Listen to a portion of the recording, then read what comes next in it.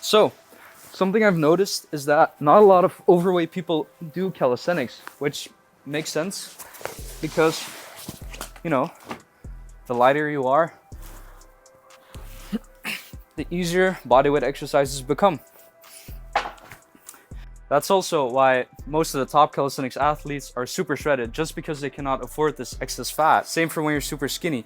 You might be light enough to do it, but the strength aspect is missing, so you gotta build some more muscle. Now, I personally don't think that skinny people or overweight people should be discouraged to have calisthenics as a training option. True, there is that optimal sweet spot for calisthenics athletes where you don't want too much fat, but also not too much muscle.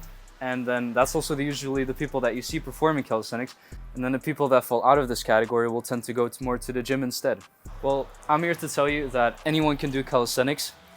That endpoint can be the same for everyone, like being able to do human flag or the planche or front lever. Everyone can get to that level.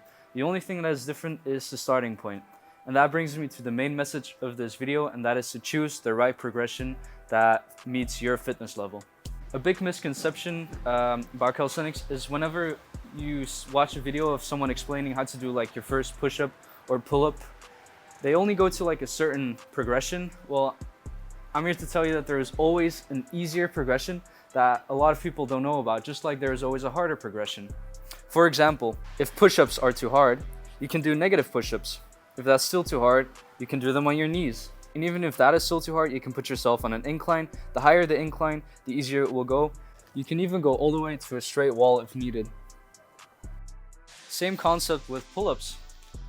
If they're too hard, you can start with negative pull-ups, where you go slowly down, or jumping pull-ups, or pull-ups with a resistance band. You can also do Australian pull-ups. And again, the angle that you choose is how you make it harder or easier. And even for every other bodyweight exercise out there, there will always be an easier progression and a harder progression. In the gym, when you want to adjust the progression, you do it by, changing the weights. In calisthenics, it's a bit different. You got to choose the right progression. So yeah, there's endless variations basically. That's why I think gym is also low-key boring, because the only way you can progress is by moving that pin. Whilst in calisthenics, you can do like loads of other stuff. I'm really trying to emphasize that starting position really does not matter. What does matter is that it is your starting position. Those are the cards that you've been dealt, and that is what you got to work with, no matter how shitty they are. You just got to start with that certain progression, be that pushing against the wall or, pulling against a pole. It might sound really easy, but if that is where you have to start, so be it. And then you can eventually surpass the people that might have the perfect body composition for calisthenics, but just never started. I must admit, the easier the progression, the more boring it's gonna be at first.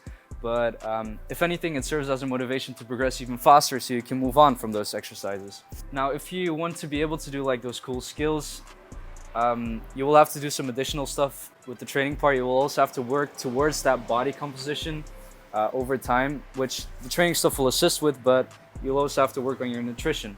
What that means for skinny people, the typical, you've all heard it before: eat more, be in a caloric surplus. For overweight people, eat less, be in a caloric deficit, assisted by walking or some other form of cardio.